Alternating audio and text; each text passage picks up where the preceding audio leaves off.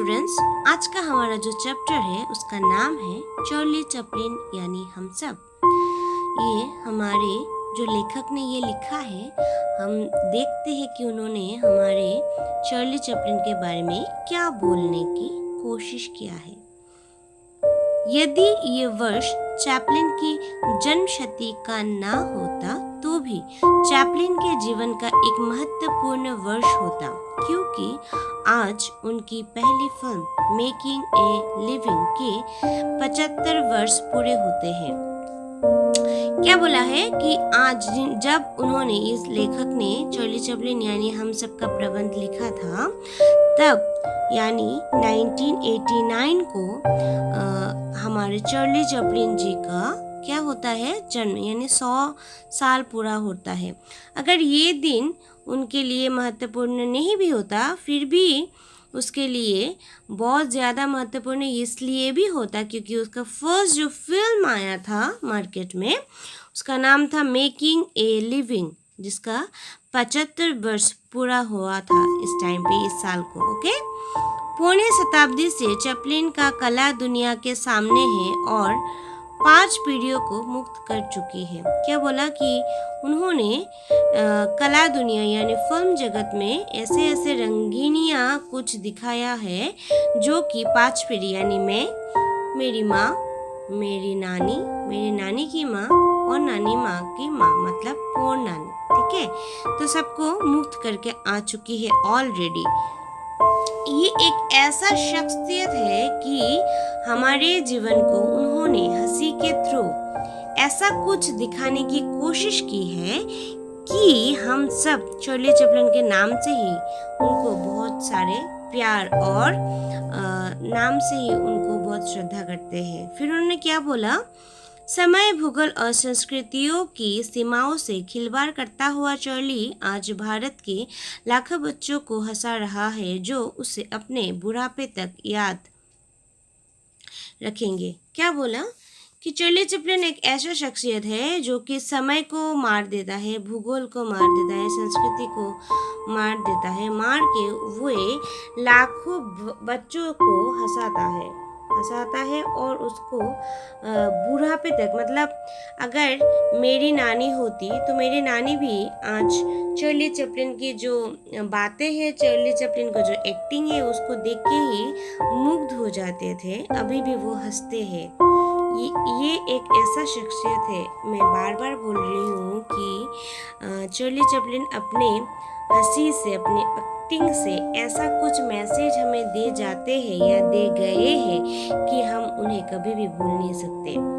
पश्चिम में तो बार बार चार्ली का पुनर्जीवन होता ही है। विकासशील दुनिया में जैसे जैसे टेलीविजन और वीडियो का प्रसार हो रहा है, एक बहुत बड़ा दर्शक वर्ग नए सिरे से चार्ली की घड़ी सुधारते या जूते खाने की कोशिश करते हुए देख रहा है। मतलब यहाँ पे बोला गया है कि चार्ली चैपलिन पश्चिम, मतलब विदेश में तो उसका पुनर्जीवित होता है, मतलब उनको देखकर, मतलब उनका एक्टिंग को भी साथ में लेकर वो कैसे एक्टिंग करते थे उसका हूबहू नकल करके भी एक्टिंग हो रहा है। एक बंगाली फिल्म में हुआ है, देव ने किया है, तुम लोग देख सकते हो। उन्होंने यहाँ पे एक एक्ट किया था एक बच्चे के साथ, बहुत सराहा गया था। तो पश्चिम, मतलब बाहर में तो ये सब होता ही है। विकासशील दुनिया में टेलीविज़न जब से आया है, वीडियो जब से प्रसारित हुआ है, तब से वो, मतलब चार्ली चैपलिन एक बहुत ही बड़ा नाम है जो अपने जो समय है उसको मार देता है, उसको समय को सुधार देता है, उसको जूते खाने की भी कोशिश करते देखा गया है। कि चार्ली चैपलिन कभी भी, यहाँ पे एक बात बोलने की बहुत ज़रूरी है कि चार्ली चैपलिन ना वर्ग को, ना जाति को, ना सीमा को, ना समय को मानते थे। वे सिर्फ मानते थे मनुष्यत्व को। ये हम पढ़ते पढ़ते और भी जानेंगे। देखो उसके बाद लेखक ने हमें क्या बोलने की कोशिश की है। चैपलिन की ऐसी कुछ फिल्में या इस्तेमाल ना की गई रील भी मिली है जिसके बारे में कोई जानता था। अभी चैपलिन पर करीब 50 वर्षों तक काफ़ी कुछ कहा जाएगा। देखो यहाँ पे लेखक ने एक बहुत ही बड़ा बात कहने की कोशिश किया है कि चैपलिन एक ऐसा इंसान है, एक ऐसा क्या बोलूँ, मतलब वो एक ऐसा एक टाइम बम की तरह है जो इसके बारे में अगर हम शुरू करते हैं बोलना तो ख़त्म नहीं होगा। 50 साल तक भी बोलूँ तब भी ख़त्म नहीं होगा, क्योंकि ये एक ऐसा मनुष्य है जिन्होंने कभी भी अपने आप को ज़्यादा ऊपर भी नहीं सोचा, ज़्यादा मध्य वर्गीय नहीं सोचा, हमेशा एक ऐसा शख्सियत की तरह अपने आप को सोचा कि जैसे साधारण मनुष्य रहते हैं। यहाँ पे लिखा गया है कि ऐसे कुछ फिल्म उन्होंने बनाया है, इस्तेमाल किया है, जिनमें क्या है कोई जानता भी नहीं था। ऐसा बहुत सारे फिल्म है जिसे कोई जानता नहीं है। एक्चुअली ये चार्ली चैपलिन है, ये सिर्फ जानता है, लेकिन उस चार्ली चैपलिन मूवी का नाम क्या है ये भी बहुत सारे नहीं जानता। लेकिन उस फिल्म में चार्ली चैपलिन, मतलब चार्ली चैपलिन एक ऐसा एक्टिंग करते थे कि उसका एक्टिंग से ही पता चलता है कि ये चार्ली चैपलिन है। उसके लिए अलग से उनका परिचय देने की कोई भी ज़रूरत नहीं थी। ये एक उसका फिल्म का एक पिक्चर है जो मैंने पहले भी भेजा है। देखो 1936 में बनी मॉडर्न टाइम्स फिल्म का एक दृश्य, ये एक दृश्य है देखो चैपलिन का। ओके, उसके बाद देखो क्या बोला गया है कि उनकी फिल्में भावनाओं पर टिकी हुई है, बुद्धि पर नहीं। देखो फीलिंग्स, जो प्यार, जो मोहब्बत, जो दुख, जो सुख, इसके ऊपर टिकी हुई है उनकी फिल्म, ना कि बुद्धि, ना कि हमें ये करना चाहिए कि करना नहीं चाहिए। ये जो हमारी बातें होती है इस पे उनकी कोई भी फिल्म टिकी नहीं हुई है। Metropolis, the cabinet of doctor Caligari, the seventh seal, last year in Marienbad, the sacrifice, ऐसे बहुत सारे फिल्म उन्होंने किया है। मैं यहाँ पे एक बात बोल रही हूँ कि जो मैंने यहाँ के फिल्म के बारे में बोला है तुम लोग प्लीज़ एक बार गूगल कर लेना, तो तुम लोगों को समझ में आ जाएगी कि उन्होंने कैसे कैसे फिल्म किया था। वो हर सभी पश्चिमी फिल्म है। जैसी फिल्में दर्शक से एक उच्चतर एहसास की मांग करती है, एक उनका फिल्म ऐसा है कि चार्ली चैपलिन मतलब ही ऐसा होगा कि हमें लुभा देगी, है ना।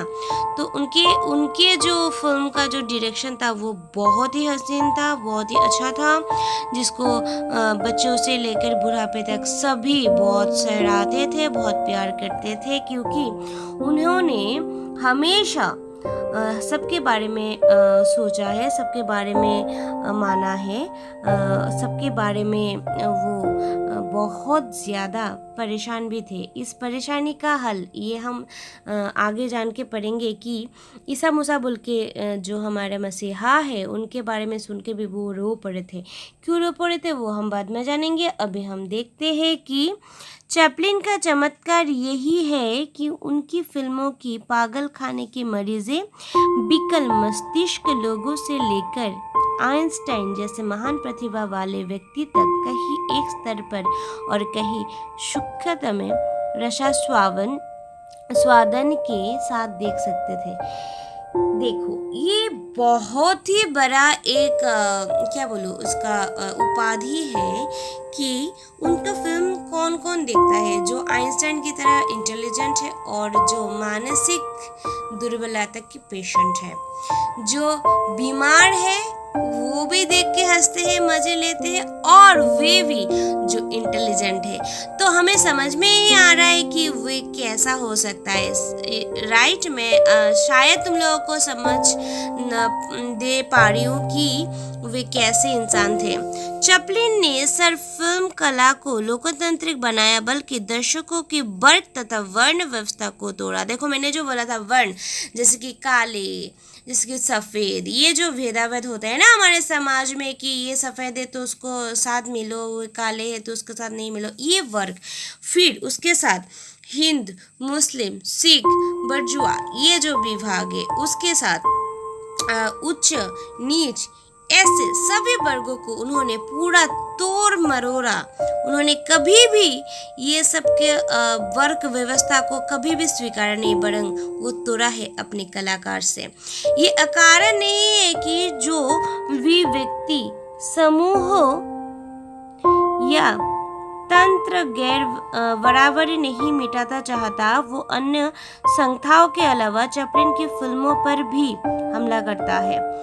तो क्या बोलने की कोशिश, हम आज यहाँ पर ही रुकेंगे क्योंकि ये चैपलिन को जानना बहुत ज़रूरी है। मैंने जो वीडियो दिया पहले दिया था वही पढ़ो, अभी तक मैंने जो दिया वही पढ़ो, क्योंकि चार्ली चैपलिन को अगर तुम खुद से नहीं जानोगे तो ये चैप्टर भी नहीं समझोगे। इसलिए मैं यहाँ पे इसलिए छोड़ रही हूँ क्योंकि वो एक ऐसा इंसान था, वो एक ऐसा एक शख्सियत था कि उन्होंने ना वर्ग की भावना की, ना वो जाति की भावना की, ना उच्च नीच धर्म को उन्होंने सहारा। उन्होंने सिर्फ मनुष्य को देखा, मनुष्यत्व को देखा। उन्होंने लोकतांत्रिक को नहीं देखा बल्कि दर्शकों को बराबरी, जो धनी है उसके लिए भी वो एक ऐसा जगह पे रखता है जो लिमिटेशन है। वहाँ पे अगर एक ही जगह पे एक ही समय में अगर वहाँ पे कुछ गरीब लोग देखते हैं वो एक ही मज़ा लेंगे, अगर मध्यवर्गीय है वो एक ही जगह लेंगे, जो भी हो।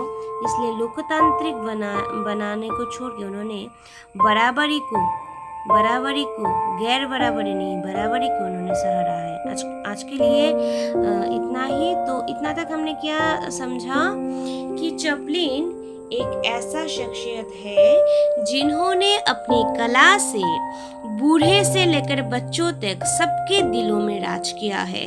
कैसे? एक्टिंग के थ्रू, हंसी के थ्रू। तुम लोगों को मेरा एक रिक्वेस्ट है, ये दो जो मैंने वीडियो अभी दे रही हूँ उनको अच्छे से देखो और उनको जानने की कोशिश करो।